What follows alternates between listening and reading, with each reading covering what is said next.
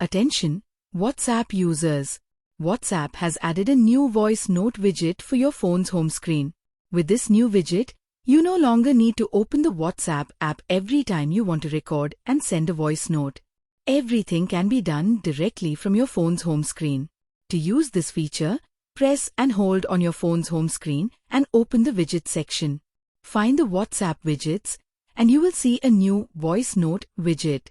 Tap the Add button and it will instantly appear on your home screen. You can also resize the widget to make it larger or smaller depending on your preference and place it anywhere you like for quick access.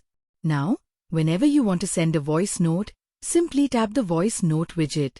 It will immediately open the voice recorder, allowing you to start recording your message. Once you have finished recording, tap Next, choose the contact or group you want to send the voice note to, and then tap the Send button. Your voice message will be delivered instantly. This is a great shortcut for anyone who sends voice notes frequently, as it saves time and lets you record and share messages with just a few taps right from your phone's home screen.